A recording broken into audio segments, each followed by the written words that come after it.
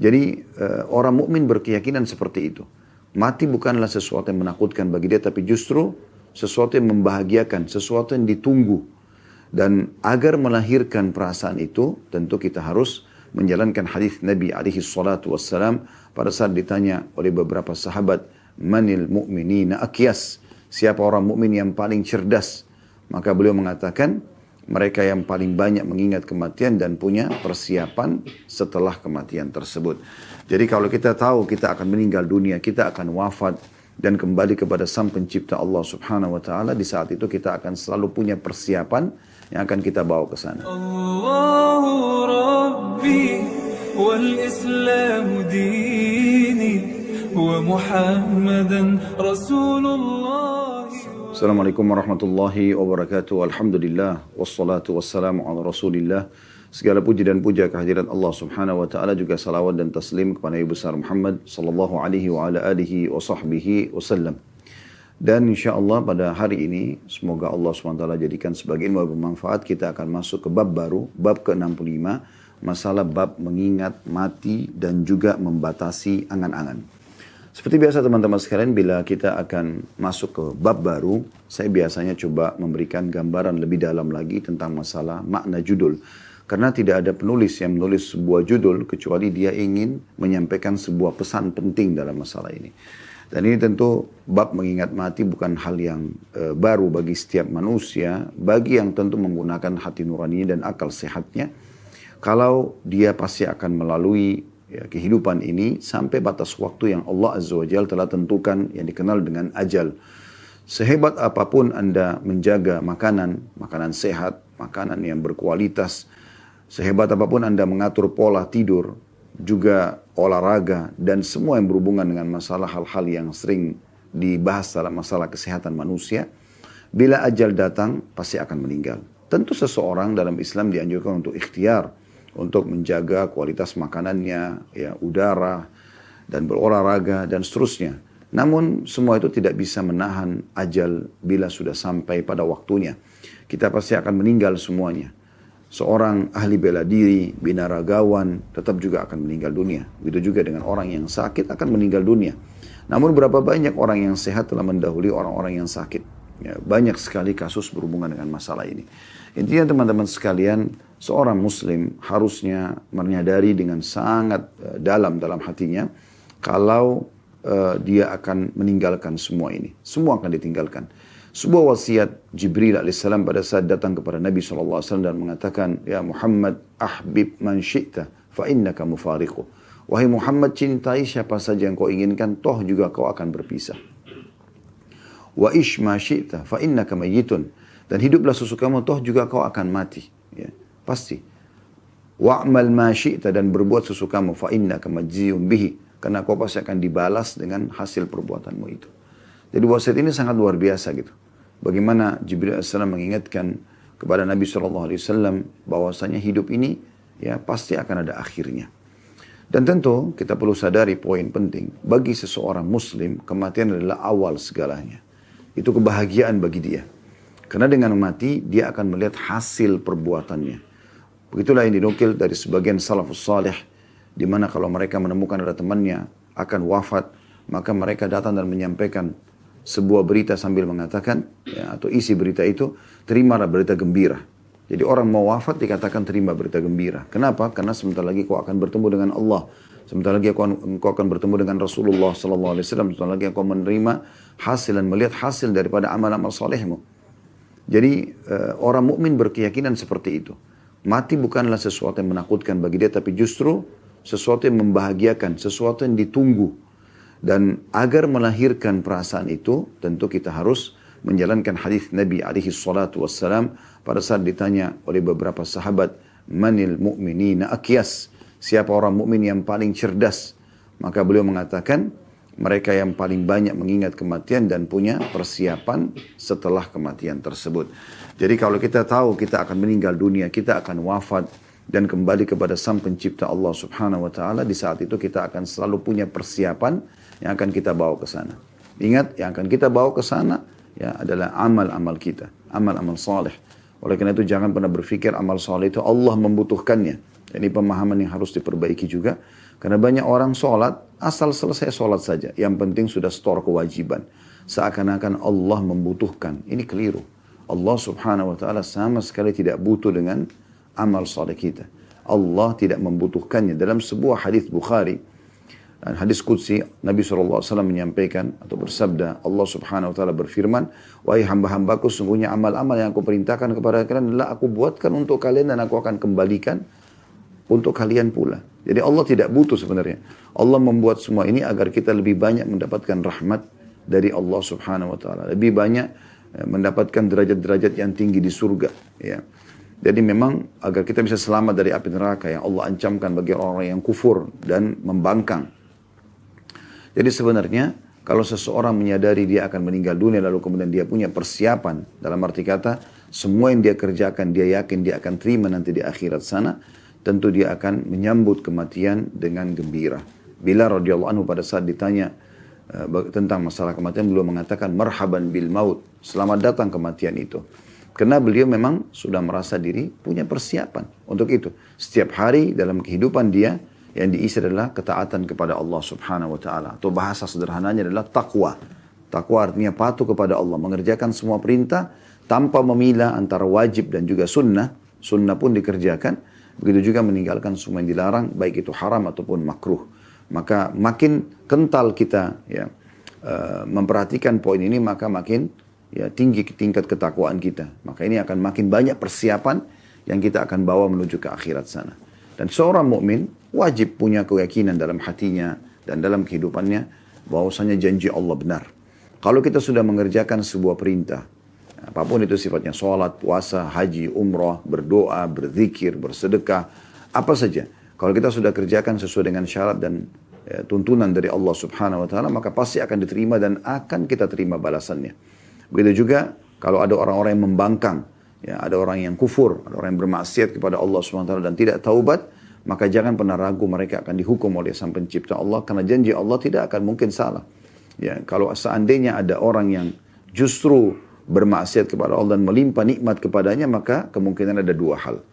Yang pertama, belum tegak hujjah padanya. Maksudnya belum sampai kepadanya tentang hukum perbuatan yang dia lakukan itu haram. Ya, sehingga Allah subhanahu wa ta'ala belum menghukum orang yang jahil.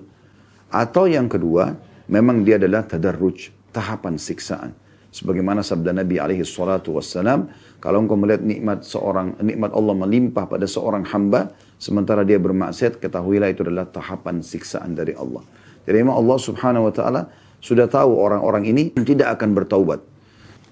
Kita kalau lihat kisah umat-umat sebelum kita yang Allah subhanahu wa ta'ala binasakan mereka, kaumnya Nabi Shu'aib, ya, kaumnya Nabi Saleh, kaumnya Nabi Musa, ya, Fir'aun di sini kita maksudkan, kemudian kaumnya Nabi Ibrahim, Namrud tentunya kita maksudkan, karena tidak semua kaumnya kufur, kemudian juga kaumnya Nabi Lut. Ini banyak sekali yang Allah subhanahu wa ta'ala ya, hukum yang kufur di antara mereka, dan sebelum Allah datangkan siksa yang merata, maka Allah limpahkan nikmat di akhir-akhir hari mereka. 2-3 hari, 4-5 hari, sepekan sebelum ya, datang siksaan tersebut, Allah sehatkan badan mereka, Allah gembirakan hati mereka, Allah perbanyak ternak mereka, hasil panen mereka, sehingga mereka makin lalai. Ini tahapan tadarruj namanya. Sehingga pada saat datang kepada mereka siksa tersebut, mereka dalam kondisi lalai. Ini bukan karena Allah berbuat zalim, tapi Allah sebagai pencipta sudah mengetahui orang-orang ini telah sampai hujjah kepada mereka, telah sampai kepada mereka dakwah, tapi mereka menolaknya. Jadi hati-hati teman-teman sekalian. Bagi orang yang belum tahu hukum, maka dia kemungkinan masih ada di ranah aman karena belum sampai padanya hujjah. Tetapi kalau sudah sampai kepada Anda, seseorang yang memberikan peringatan, apakah itu lisan ataupun tulisan, sampai kepada Anda tentang hukum perbuatan Anda lakukan, ya, maka itu berarti sudah tegak hujjah pada Anda, dan bisa saja hukuman Allah subhanahu wa ta'ala datang kepada setiap orang di antara kita. Selalu rindu kematian teman-teman sekalian, karena dia sesuatu yang menggembirakan bagi orang beriman. Itu dijelaskan dalam firman Allah subhanahu wa ta'ala. Ya, bagi orang-orang yang beriman dan istiqamah di atas kebaikan-kebaikan, maka malaikat-malaikat akan turun pada saat mereka ya, akan wafat atau meninggal dunia, dan menyampaikan agar mereka jangan sedih dan juga jangan takut. Ya. Disampaikan berita gembira, maka mereka bergembira pada saat akan meninggal dunia.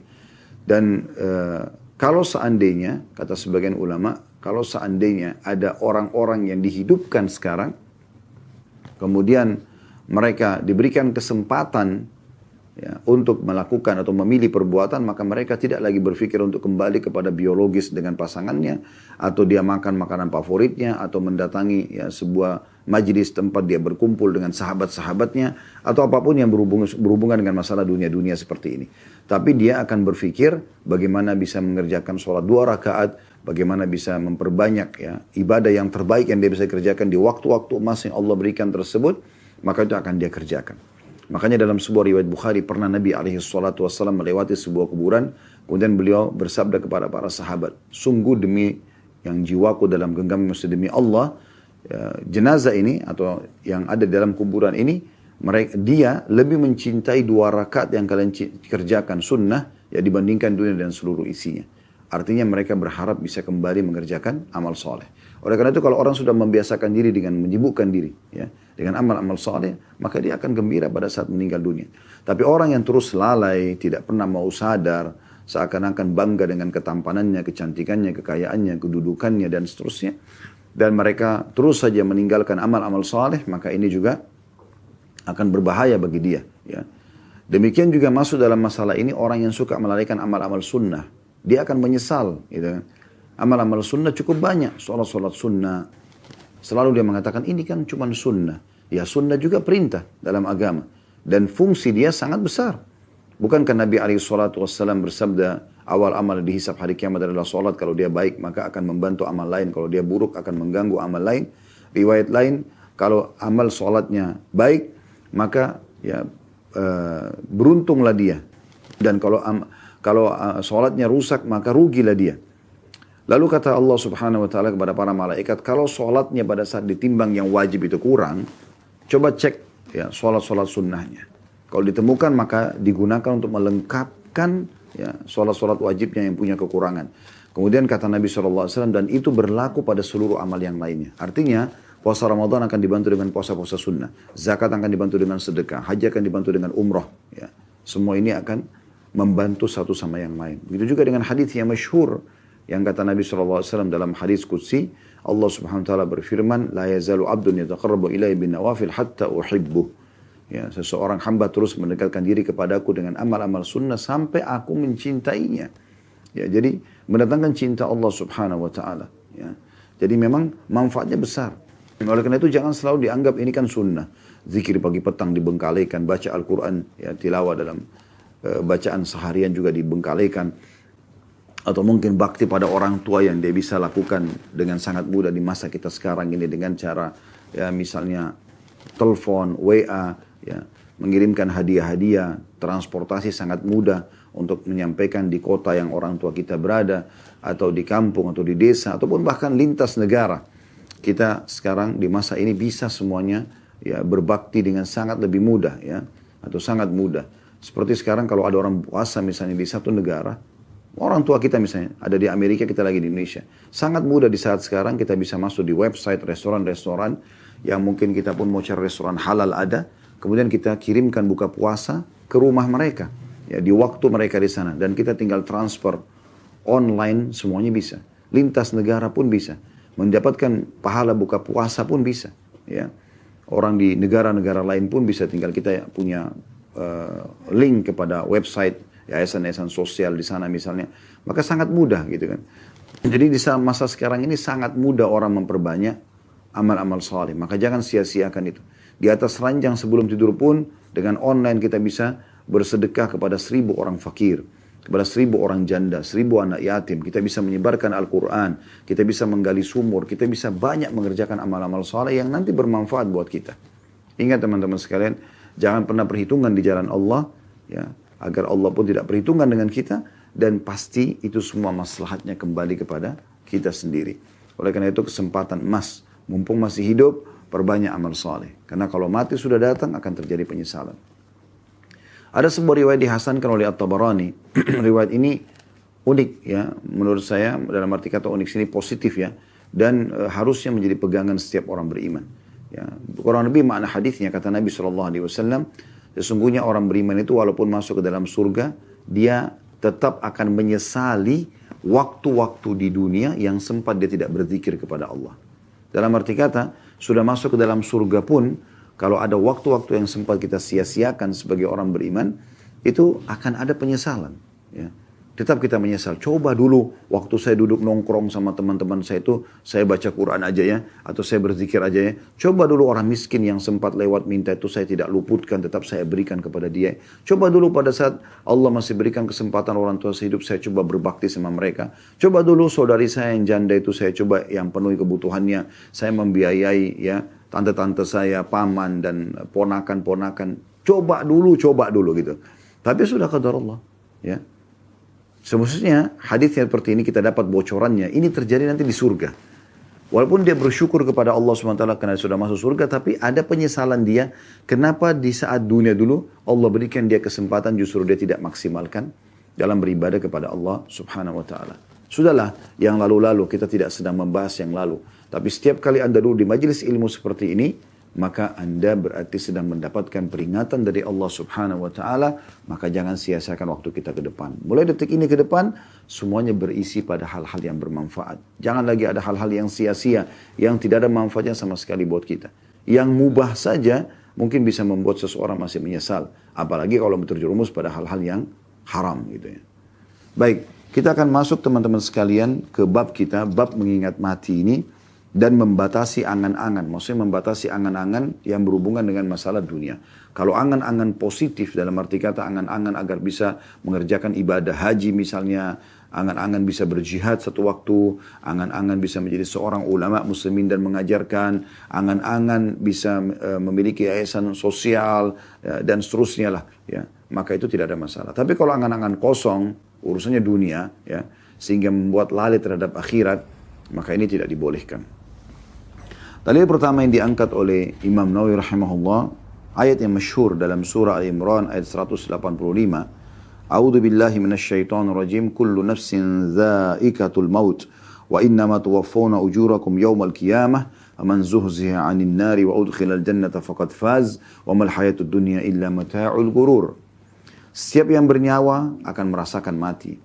Jadi sehebat apapun kita menjaga kesehatan tadi, ya, sehebat apapun kita melindungi diri kita dari segala macam yang bisa menjadi mara bahaya, tetap akan merasakan mati. Dan hanya pada hari kiamat sajalah diberikan dengan sempurna balasan kalian. Maksudnya nanti hari kiamat akan kita terima balasan sempurna dari amal soleh kita atau hukuman atas perbuatan dosa kita. Barang siapa yang dijauhkan pada hari kiamat dari neraka dan dimasukkan ke dalam surga, maka sungguh dia telah memperoleh kemenangan yang besar. Kehidupan dunia itu tidak lain hanyalah kesenangan yang memperdaya. Dalam arti kata, menipu bagi orang-orang yang tidak tahu hakikat daripada hidup di dunia. Toh dia juga akan melaluinya, dia akan meninggalkannya. Dan semua hanya akan jadi kenangan. Ya.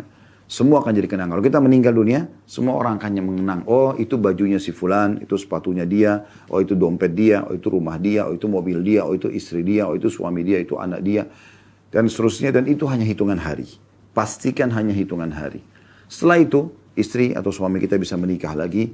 Anak-anak juga akan sibuk dengan aktivitasnya masing-masing. Semua pakaian kita akan dibagikan, warisan akan dibagi dan seterusnya.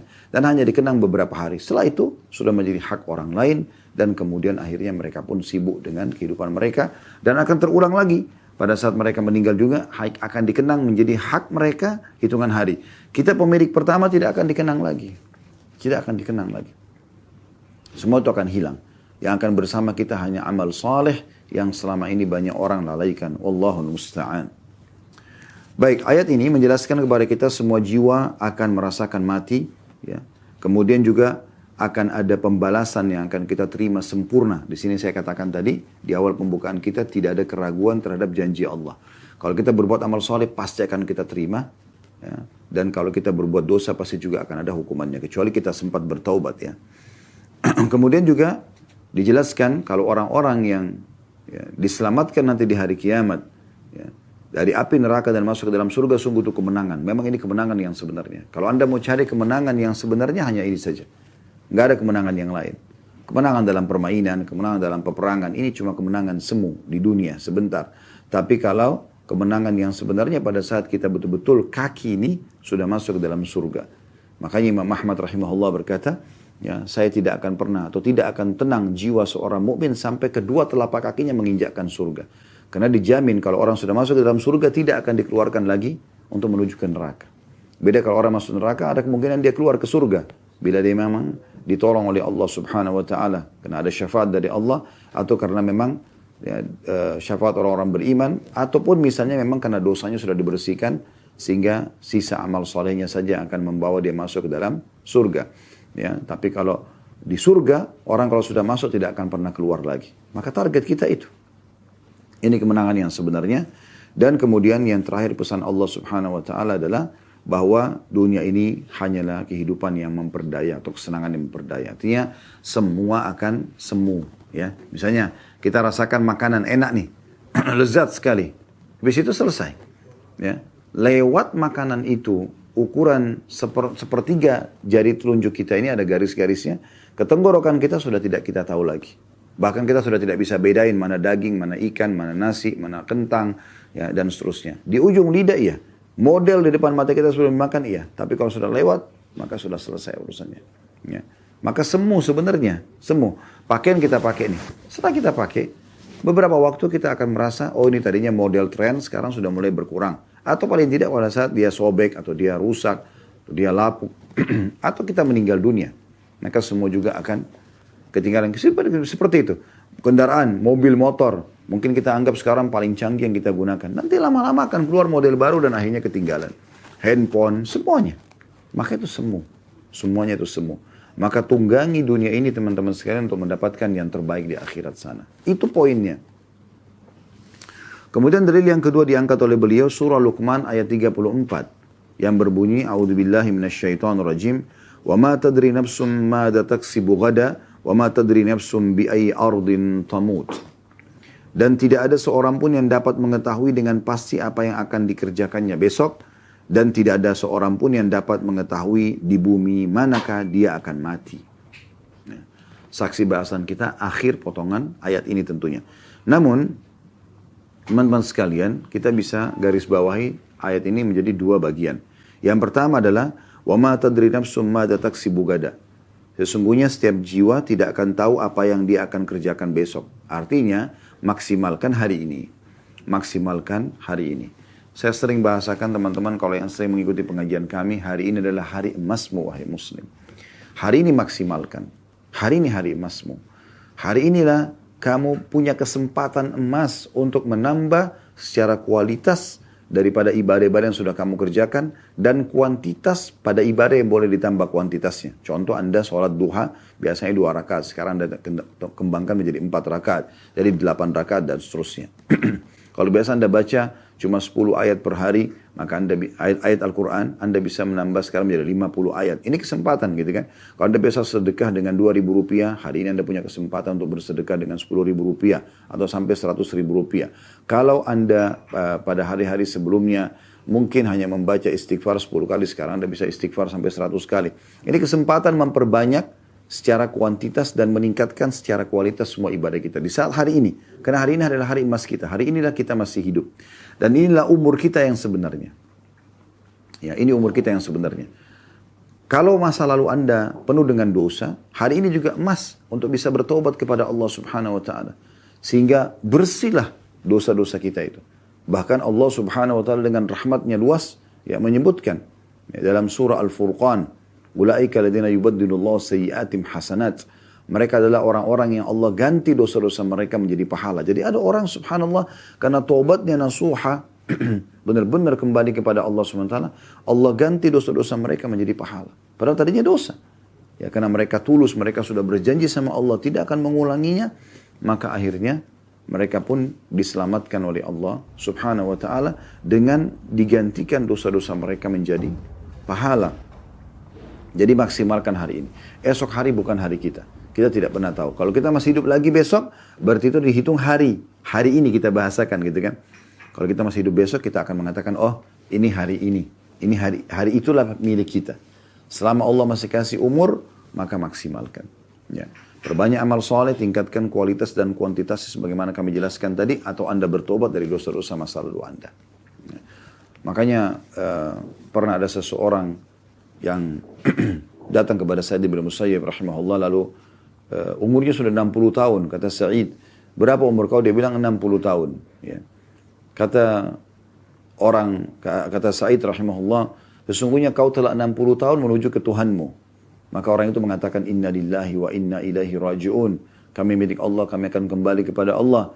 Lalu kata Sa'id, apa kau tahu makna apa yang kau ucapkan itu? Orang itu mengatakan,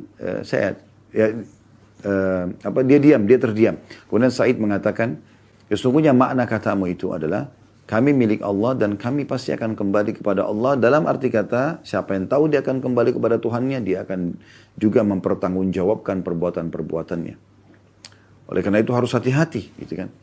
Maka orang itu pun ketakutan. Lalu dia mengatakan, lalu apa solusinya? Ya. Kata Sa'id, mudah sekali. Ya. Orang itu mengatakan, apa itu? Dia mengatakan, engkau memperbaiki apa yang tersisa, tobat dari dosa-dosa, kemudian coba beramal soleh dari sisa umurmu ini, maka Allah akan terima itu dan Allah akan maafkan masa lalumu.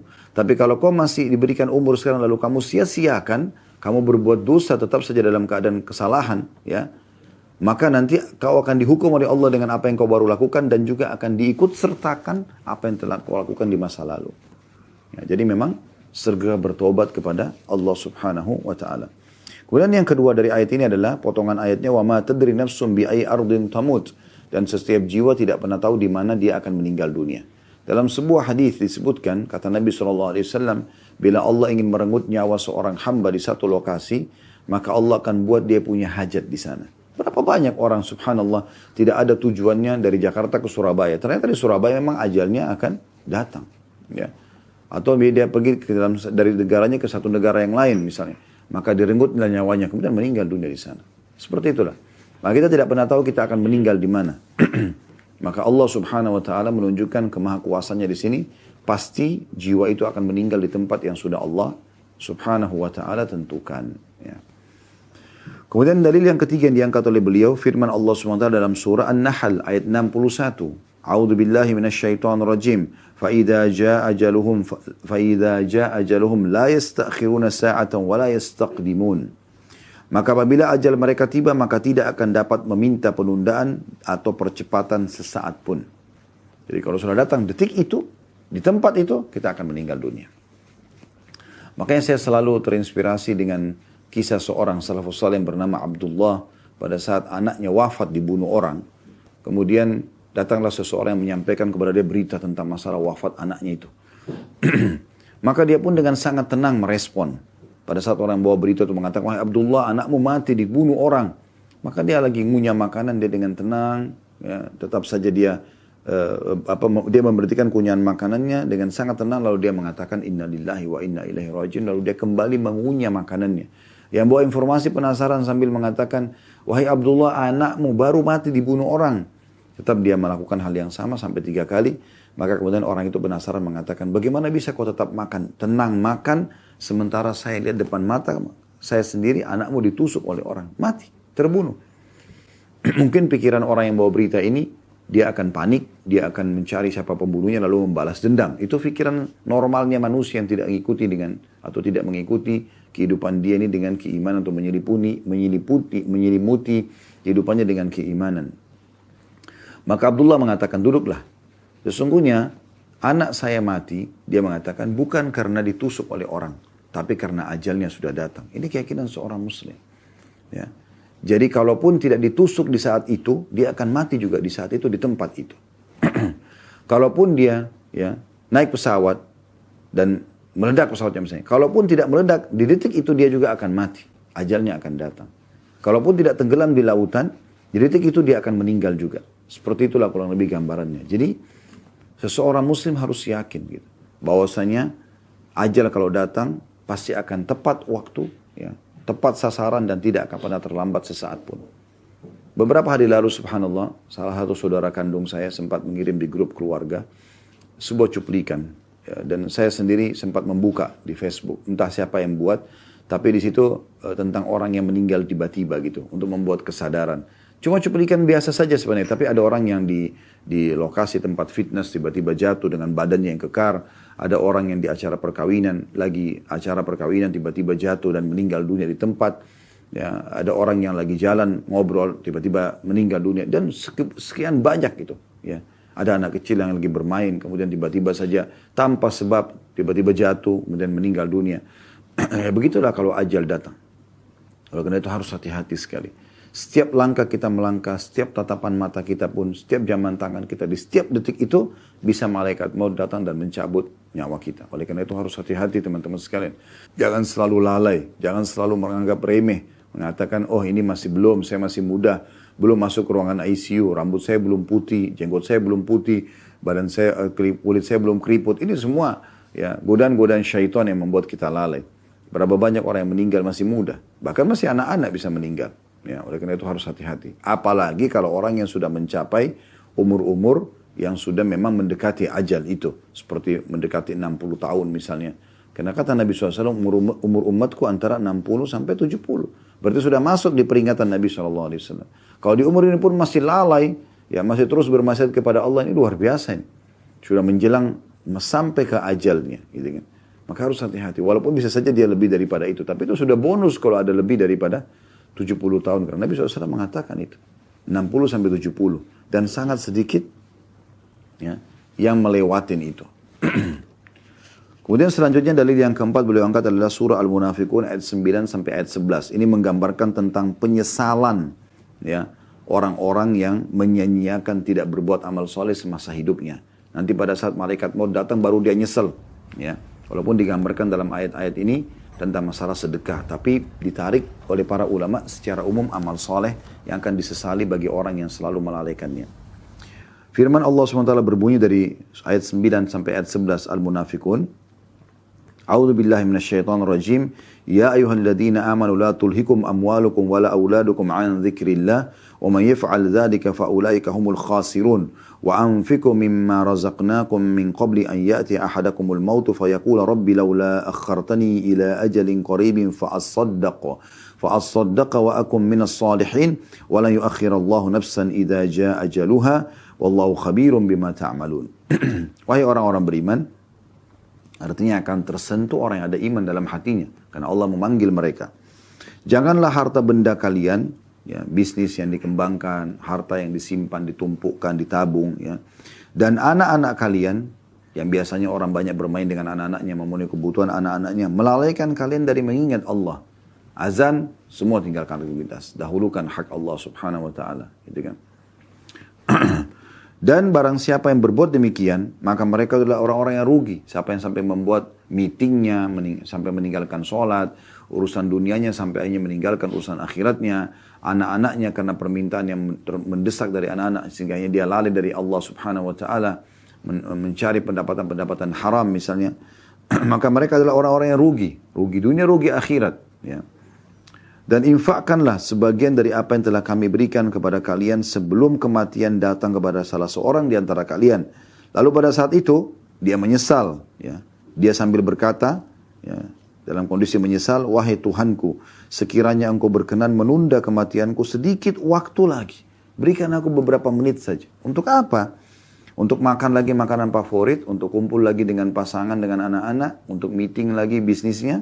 Bukan. Agar aku dapat bersedekah dan aku termasuk orang-orang yang saleh.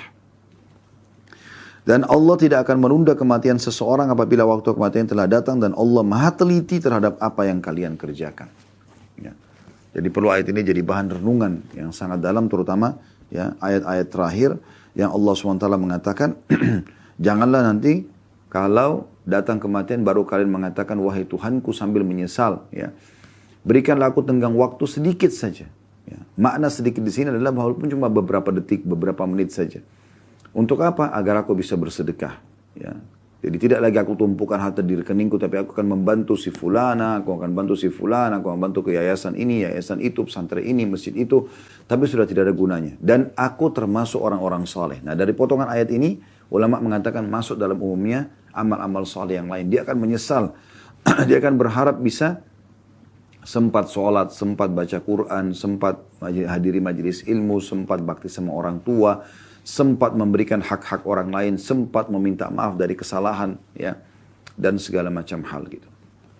Kemudian juga Allah mengatakan, dan ketahuilah pada saat itu sudah tidak ada manfaatnya karena Allah sudah menentukan kalau datang ajal di saat itu, nggak ada lagi kesempatan. Biar mohon-mohon, biar menangis darah, tidak akan pernah bisa lagi. Ini Allah tekankan sekali, tidak akan ada gunanya kalau menyesal di saat itu. Oleh karena itu sebelum datang ajal, teman-teman sekalian, selalu hadirkan pikiran kita. Sadarkan diri kita. Ya, di saat Anda lagi duduk, lagi merenung, lagi sendiri, langsung sadarkan diri kita. Kalau pas Allah ingatkan, langsung berzikir kepada Allah SWT. Lagi naik tangga, lagi di lift, lagi antri mau beli sebuah produk, istighfar. Berzikir kepada Allah SWT. Ulangi hafalan, baca qul huwallahu ahad, apa saja. Lakukan amal saleh atau dengarkan pengajian mungkin dengan headset kita. Ya. Sehingga ada hal yang bermanfaat, bukan hal-hal sia-sia saja. Ingat tadi sudah kami ingatkan, orang beriman pun masuk ke dalam surga, dia masih menyesali kalau ada waktu-waktu yang tidak diisi dengan zikrullah. Dengan ingat Allah subhanahu wa ta'ala. Dia akan menyesal walaupun itu hal-hal mubah. Gitu kan? Walaupun itu hal-hal yang mubah. Oleh karena itu, kesempatan emas untuk bisa mengisi waktu-waktu kita dengan amal-amal saleh. Baik teman-teman sekalian, kita akan melanjutkan bahasan atau ayat Al-Quran. Ayat-ayat Al-Quran diangkat oleh Imam Nawawi rahimahullah. Dan sekarang kita akan masuk dalam surah Al-Mu'minun ayat 99 sampai 115. Dan ayat-ayat ini ayat-ayat yang luar biasa sekali yang harusnya bisa menyentuh secara keimanan berhubungan dengan masalah mengingat kematian.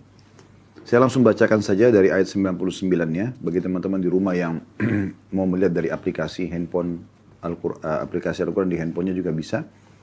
A'udzu billahi minasyaitonir rajim hatta idza jaa ahadahumul maut qala rabbi irji'un la'alli a'malu salihan fima tarakt kalla innaha kalimatun huwa qailuha wa min waraihim barzakhun ila yaumi yub'atsun fa idza nufikha fis suri fala ansaba bainahum yawma idzin wala yatasaalun faman thaqulat mawazinuhu fa ulaika humul muflihun ومن خفت موازينه فأولئك الذين خسروا أنفسهم في جهنم خالدون تلفح وجوههم النار وهم فيها كالحون ألم تكن آياتي تتلى عليكم فكنتم بها تكذبون قالوا ربنا غلبت علينا شقوتنا وكنا قوما ضالين ربنا أخرجنا منها فإن عدنا فإنا ظالمون قال اخسأوا فيها ولا تكلمون إنه كان فريق من عبادي يقولون ربنا آمنا فاغفر لنا وارحمنا وأنت خير الراحمين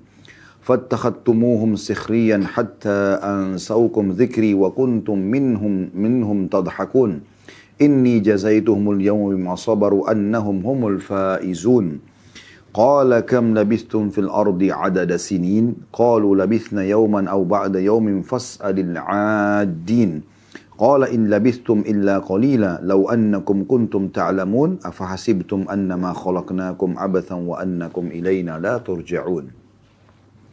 Renungi ayat demi ayat. Terjemahannya ayat 99, demikianlah keadaan orang-orang kafir itu. Hingga apabila datang kematian kepada seseorang dari mereka, barulah mereka berkata. Pada saat lihat malaikat maut, baru mereka sadar dan mereka berkata, wahai Tuhanku, kembalikanlah aku ke dunia, agar aku dapat berbuat kebaikan yang telah aku tinggalkan. Jadi ini kita bagi, ini potongan ayat yang perlu kita jelaskan. Jadi nanti pada saat orang meninggal, umumnya perkataan mereka seperti ini. Yang diikuti dengan penyesalan bagi orang kafir secara khusus, orang munafik, orang musyrik, dan juga bagi orang yang banyak berbuat dosa, namun dia tidak sempat taubat. Sehingga akhirnya arahnya lebih cenderung kepada neraka. Maka mereka akan menyesal, mereka berharap agar dikembalikan pada saat itu. Minta waktu sejenak saja, beberapa detik saja, yang penting bisa sempat bertaubat. Maka Allah menjawab, ya, tidak mungkin, sekali-kali tidak. Sungguh itu adalah dalih yang diucapkannya saja. Itu hanya perkataan dia saja, biar dia mohon tidak akan mungkin dikabulkan. Dan di hadapan mereka ada barzakh, ya. Dan barzakh ada footnote nomor 472 di situ, yaitu dinding penghalang antara mereka dengan hari kebangkitan. Tapi sudah masuk ke alam barzakh. Dan barzakh ini teman-teman akan dimasuki alam ini oleh setiap ruh, ya, orang beriman atau orang kafir. Sempat jasadnya dimasukkan ke dalam tanah atau tidak. Jadi sebuah alam yang Allah sendiri lebih mengetahui tentang di mana letaknya ya. Tapi yang jelas ada alam barzah. Itu nanti akan menjadi awal pintu dia menuju kepada hari kebangkitan nantinya. Apabila sangkakala ditiup nanti menjelang hari kiamat, maka tidak ada lagi pertalian keluarga di antara mereka pada hari kiamat itu. Dan tidak pula mereka saling bertanya. Maksudnya nanti pada hari kiamat, nggak bisa lagi orang, oh ini karena istri saya, ini karena suami saya, ini anak saya, ini orang tua saya, ini paman, ini tante, ini ponakan. Nggak ada lagi itu. Ya. Maksudnya dan nggak ada itu bisa digunakan untuk membantu kita. Nggak bisa lagi. Ya. Karena orang masing-masing akan menyelamatkan diri. Ya, dalam beberapa riwayat disebutkan, orang akan lari dari ya, pasangannya sendiri. Karena memang dia khawatir jangan sampai ada hak-hak yang belum sempat dia berikan. Ya. Atau mungkin ada hal-hal yang pernah dia sakitin, kemudian belum sempat minta maaf. Dan pasangan pun belum memaafkan misalnya. Atau orang tuanya, atau anaknya. Maka semua orang akan lari dari orang-orang yang mereka dekat atau cintai pun. Dalam ayat yang lain Allah mengatakan yauma yafiru mar'u min abi, pada hari itu orang lari dari ayahnya, wa ummihi wa yauma yafiru mar'u min akhi, pada hari itu orang lari dari saudaranya, wa ummihi wa abi, dan ibunya juga ayahnya, wa sahibatihi wa bani, dan juga istrinya juga anak-anaknya. Likulli imri'in minhum yauma idzin sya'nu yughni. Pada hari itu orang semua sibuk untuk menyelamatkan dirinya masing-masing. Ini yang Allah gambarkan.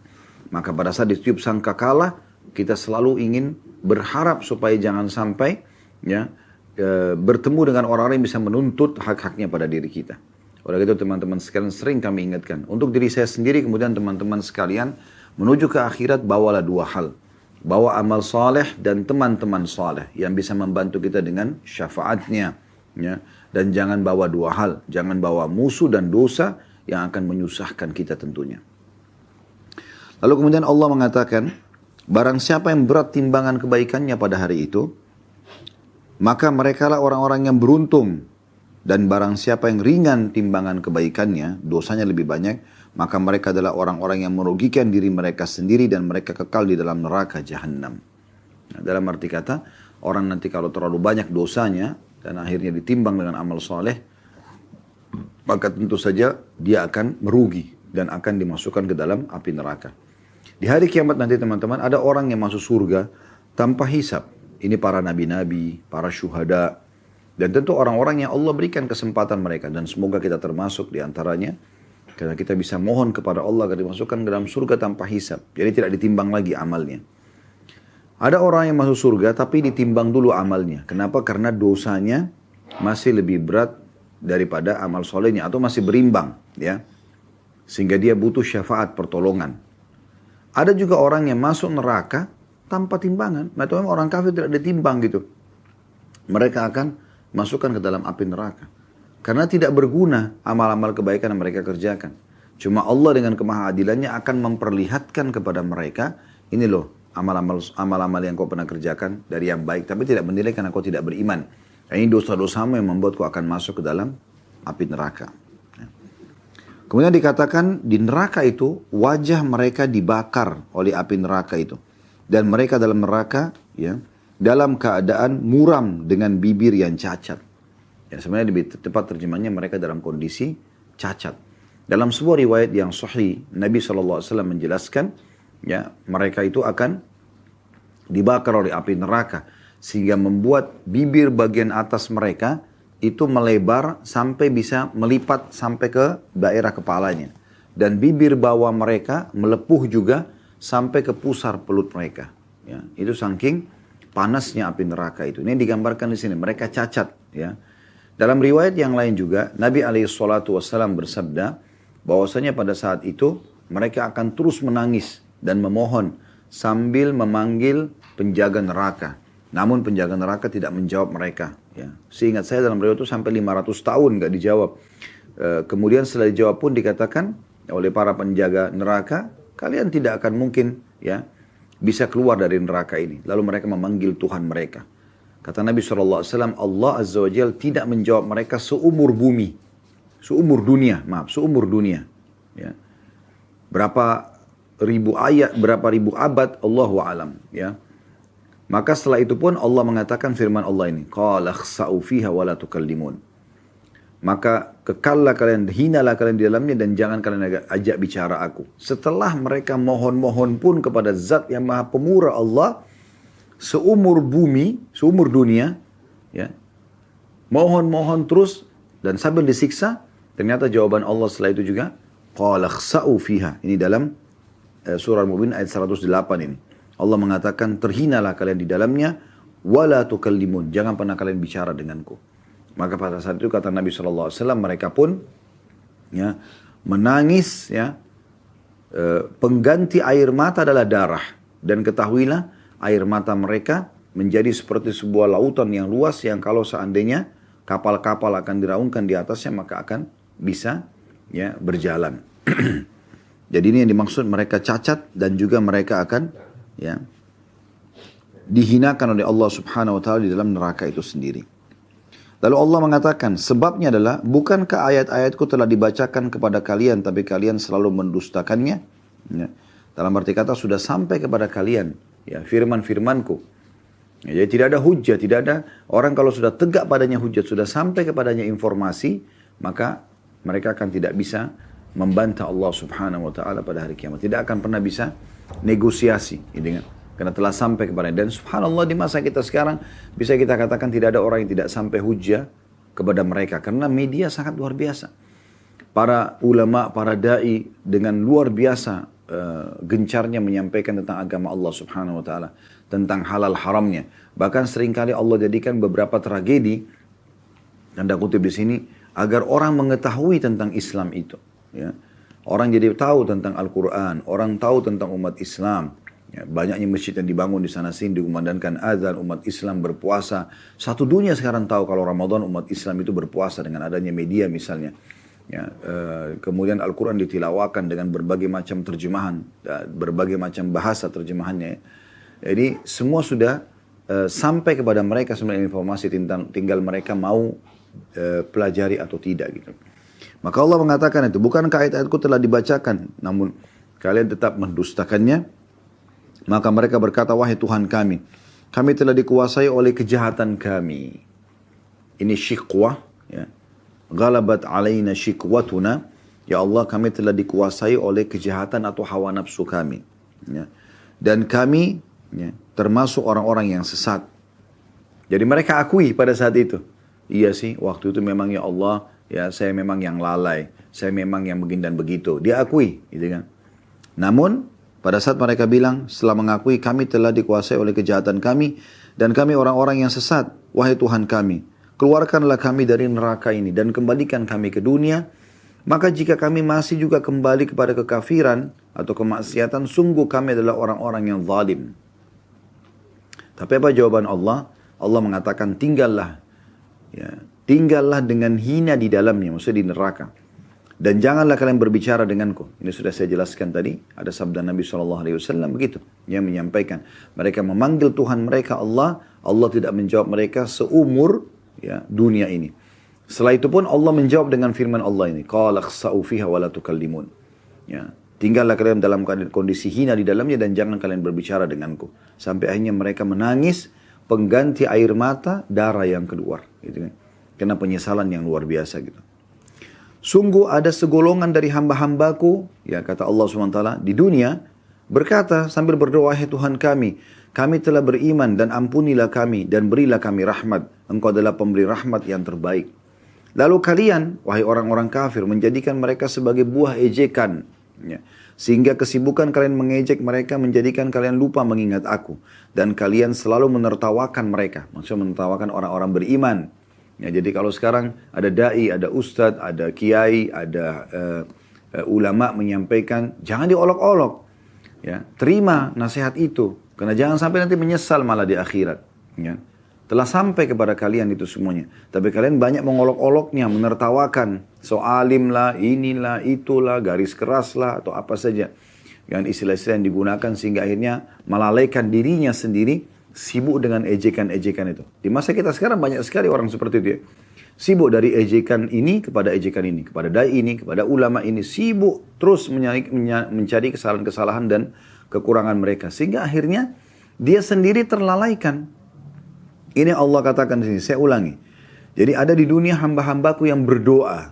Orang-orang beriman ini berdoa. Wahai Tuhan kami telah beriman, maka ampunilah kami dan berikanlah kami rahmat. Engkau adalah pemberi rahmat yang terbaik. Lalu kalian, ya, wahai orang-orang yang sibuk mengejek-ngejek ini, menjadikan mereka sebagai buah ejekan. Sehingga kesibukan kalian mengejek mereka menjadikan kalian lupa mengingat aku, kata Allah. Jadi dia sendiri sedang membengkalikan dirinya. Dan kalian selalu menertawakan orang-orang beriman itu. Sungguh pada hari ini, kata Allah, di hari kiamat, aku memberi balasan kepada orang-orang beriman itu, kepada mereka, karena kesabaran mereka, sungguh mereka itu adalah orang-orang yang memperoleh kemenangan. Ya. Allah kemudian bertanya kepada orang-orang kafir itu, berapa tahun lamakah kalian tinggal di bumi? Maka mereka menjawab, kami tinggal di bumi sehari atau setengah hari saja. Maka tanyakanlah kepada mereka yang menghitung. Ya. Maksudnya mereka sendiri merasa 60 tahun, 70 tahun itu seperti satu hari atau setengah hari saja. Maka Allah berfirman, kalian tidak tinggal di bumi melainkan sebentar saja. Jika kalian benar-benar mengetahuinya. Ya. Jadi sebenarnya waktu yang aku berikan itu pendek, gitu kan. 1 jam, 2 jam, 24 jam, ya, 1 hari jadi 2 hari, 1 minggu, 2 minggu, 1 bulan, 1 tahun, 10 tahun, 20 tahun, semuanya itu sebentar. Cuma berlalu begitu saja gitu. Lalu kata Allah, apakah kalian mengira kami menciptakan kalian secara main-main tanpa ada maksud atau tujuan? Dan bahwa kalian tidak akan dikembalikan kepada kami? Tanda tanya. Maksudnya, apakah kalian tidak mau tahu atau tidak mengetahui bahwa kalian akan dibangkitkan seperti ini? Dan kalian akan diminta pertanggungjawaban? Tentu sudah jelas jawabannya. Mereka pada saat itu tidak bisa lagi berdusta, tidak bisa manipulasi data. Mereka akan mengakui sambil mengatakan benar. Kami pasti akan menemukan semua ini. Nah, ini jadi Allah sudah berikan kita bocorannya, teman-teman, jangan sampai kita menjadi orang-orang seperti ini. Ya. Kembali saya ingatkan lagi, ya, mereka mengatakan pada saat mati, ya Allah kembalikanlah kami di dunia. Untuk apa? Agar kami bisa mengerjakan amal soleh yang dulu kami sia-siakan. Kata Allah itu hanya ucapan kosong yang mereka ucapkan. Dan sesungguhnya mereka berada di barzakh yang akan menjadi awal menuju hari kebangkitan itu. Nanti kalau sudah ditiupkan sangkakala, ditimbanglah amal-amal soleh itu, siapa yang berat amal solehnya dia akan selamat, siapa yang ringan amal solehnya atau berat amal buruknya, maka akan masuk ke neraka. Lalu kata Allah SWT, pada saat itu mereka akan cacat di neraka, wa na'udzubillah. Dan Allah mengatakan, bukankah telah sampai kepada kalian ayat-ayatku, ya, dan kalian terus mendustakannya, dan dulu, ya, maka mereka mengatakan sesungguhnya, hawa nafsu kami, kejahatan kami mengalahkan kami. Gitu. Kalau engkau keluarkan kami dari dunia ini dan kami tetap berbuat salah, maka kami termasuk orang-orang zalim. Maka Allah mengatakan, tinggallah dalam kondisi hina. Kalian tidak akan mungkin bisa keluar dan jangan bicara sama aku. Sesungguhnya dulu di dunia ada hamba-hambaku yang berdoa, beriman. Kalian lihat depan mata kalian. Azan mereka ke masjid, pengajian mereka ramaikan. Mereka selalu sibuk dengan mengingatkan, menyuruh pada kebaikan, melawan dari kemungkaran, membaca Al-Quran, bakti sama orang tuanya, sibuk dengan pesantren, masjid, dan seterusnya. Kalian tahu itu, tapi kalian jadikan mereka sebagai bahan ejekan. Dan bahan ejekan kalian itu membuat kalian lalai dari aku, kata Allah. Maka hari ini aku balas mereka dengan keselamatan. Lalu kata Allah subhanahu wa ta'ala, berapa lama kalian hidup di dunia? Ditanya orang-orang yang lalai atau orang kafir ini. Mereka bilang cuma sehari atau 2 hari saja. Kata Allah, memang kalian akan sebentar sekali ya hidup di dunia itu. Apakah kalian mengira kalian kami ciptakan sia-sia saja tanpa akan kembali kepada kami? Maka pertanyaan ini sudah tidak butuh jawaban lagi karena mereka semua sudah tahu memang pasti akan seperti ini keadaannya, akan kembali kepada Allah subhanahu wa ta'ala. Ayat terakhir yang diangkat oleh Imam Nawawi rahimahullah dan kita tutup juga bahasan kita dengan ini. InsyaAllah pertemuan akan datang kita akan masuk di hadis pertama ya dalam bahasan kita. Yaitu dalam surah Al-Hadid ayat 16. A'udzu billahi minasyaitonir rajim. Alam ya'ni lil ladzina amanu an takhsha qulubuhum li dzikrillah wa ma nazala minal haqq. Wa ma nazala minal haqqi wa la yakunu kal ladzina utul kitaba min qablu fatala 'alaihimul amadu faqasat qulubuhum wa katsirun minhum fasiqun. Belum tibakah waktunya bagi orang-orang yang beriman untuk secara khusyuk, tunduk, mengingat Allah dan mematuhi kebenaran yang telah diwahyukan kepada mereka. Dan janganlah mereka berlaku seperti orang-orang yang telah menerima kitab sebelum itu. Kemudian mereka melalui masa yang panjang sehingga hati mereka menjadi keras. Dan banyak di antara mereka menjadi orang-orang yang fasik. Lalu beliau mengatakan dan masih banyak lagi ayat-ayat dalam bab ini. Tapi dicukupkan dengan ayat-ayat yang sudah dibahas tadi. Makna ayat surah Al-Hadid ayat 16 ini. Artinya Allah subhanahu wa ta'ala. Ya, dan Imam Nawawi memilih ayat ini didatangkan. Setelah tadi kita baca ayat-ayat tentang kematian, Allah berikan peringatan, Allah berikan bocoran tentang apa yang terjadi nanti di akhirat. Beliau mendatangkan ayat ini sangat tepat. Yaitu Allah mengajak berbicara orang-orang beriman. Bukankah sudah tiba saatnya, hai orang-orang beriman, hati kalian tunduk dan khusyuk kepada Allah? Sampai kapan mau lalai? Sampai kapan selalu mau meninggalkan, mengundur-undur waktu sholat, atau meninggalkan ibadah-ibadah sunnah? Sampai kapan ini mau terus masih beribadah tapi masih buka pintu dosa juga? Kenapa enggak murni saja dalam ibadah? Kenapa enggak fokus saja mengisi waktu kalian dengan hal-hal yang bermanfaat buat kalian? Kenapa? Ya, kata Allah SWT. Belum tiba saatnya kan? Orang-orang beriman itu harusnya hatinya khusyuk mengingat Allah. Dan juga mematuhi kebenaran yang telah diwahyukan kepada mereka. Kerjakan perintah, tinggalkan larangan. Ya. Menikmati yang halal, meninggalkan yang haram. Dan janganlah kalian, kata Allah SWT, seperti orang-orang sebelum kalian yang telah datang kepada mereka Alkitab, Yahudi dan Nasrani. Mereka lalai. Ya. Dengan masa yang panjang, mereka biarkan waktu-waktu mereka berlalu sehingga menjadi keras hati mereka. Selalu mereka tunda nanti aja, besok aja, lusa aja. Terus begitu sehingga hati mereka jadi keras. Jadi mereka anggap remeh nanti. Sholat malam nanti aja deh. Masih bisa besok, masih bisa lusa. Lama-lama karena kesempatan emas selalu ada setiap malam lalai. Maka akhirnya Allah buat hatinya keras. Dia tidak mau lagi kerjakan. Sampai ajal datang, sampai meninggal. Dan menyesal akhir. Dan banyak sekali di antara mereka akhirnya menjadi orang fasik. Orang yang jauh dari agama. Karena suka menunda-nunda amal saleh. Ada sebagian ulama menjelaskan. Salah satu penyebab futur. Ya, jauh dari agama atau melemahnya iman. Itu bukan hanya kemaksiatan saja. Ini mungkin umum, orang tahu misalnya dia buat dosa, dia jadi futur, dia jadi jauh dari agama, dia jadi lemah imannya. Ini umum orang semua tahu. Tapi ada sebab yang lain. Mungkin karena amal-amal soleh yang pernah dia kerjakan, dia tinggalkan. Amal-amal sunnah, biasa sholat duha, biasa sholat tahajud, biasa zikir bagi petang, ada ditinggal. Ini juga penyebab futur ini. Jadi tidak harus dosa. Tapi amal soleh yang sudah dia rutinkan kerjakan, tiba-tiba dia kurangi atau dia hilangkan, maka ini membuat datangnya futur itu sendiri atau jauh dari agama Allah Subhanahu wa taala. Oleh karena itu kalau kita sudah mengerjakan sebuah perintah jangan dilalaikan. Terus komitmen jaga, ya. Ingat, untuk menjadi seorang yang juara gampang. Tapi untuk menjaga supaya kita selalu juara nomor 1 misalnya, maka ini butuh perjuangan. Oleh karena itu butuh perjuangan dalam istiqamah, ya. Ingat selalu saya ingatkan 4 hal ya kiat untuk istiqamah, majlis ilmu. Selalu buat simbol tidak ada hari tanpa ilmu. Yang kedua, amalkan isi ilmu itu. Jangan cuma dengar, sholat duha, sholat malam, sedekah, baca Quran, hafal Quran, bakti orang tua dan seterusnya, tapi tidak diamalkan. Yang ketiga, komunitas. Dan yang keempat, berdoa kepada Allah Subhanahu wa ta'ala agar kita bisa selalu istiqomah sampai ajal datang. Ingat, tugas kita semua hanya sampai ajal datang. Saya sebagai suami misalnya, dan semua laki-laki sebagai suami, bertugas sebagai suami memberikan hak istri hanya sampai ajal datang. Dan itu karena Allah Subhanahu wa ta'ala. Anda wahai muslimah yang berstatus istri, hanya bertugas sampai ajal Anda datang. Setelah itu Anda tidak punya kewajiban lagi untuk mengurus suami Anda. Jalankan tugas-tugas yang Allah bebankan, ya, yang Allah wajibkan Anda kerjakan yang merupakan hak suami. Sebagai orang tua hanya sampai ajal datang, sebagai anak hanya sampai ajal datang, sebagai tetangga, sebagai ya, sahabat dan seterusnya. Semua ini sampai ajal datang. Oleh karena itu kita maksimalkan waktu selama ajal itu atau sampai ajal itu datang nanti dengan hal-hal yang baik. Mulai hari ini teman-teman sekalian, jangan tunda lagi untuk menjadi orang yang lebih taat kepada Allah Subhanahu wa ta'ala. Karena orang yang taat kepada Allah akan mendapatkan rahmat Allah, kebahagiaan, ketenteraman hati dan juga ya keselamatan di akhirat nanti. Mudah-mudahan apa yang kita bahas pada hari ini bermanfaat buat kita semua dan Allah jadikan sebagai tambahan amal untuk kita semua pada hari kiamat.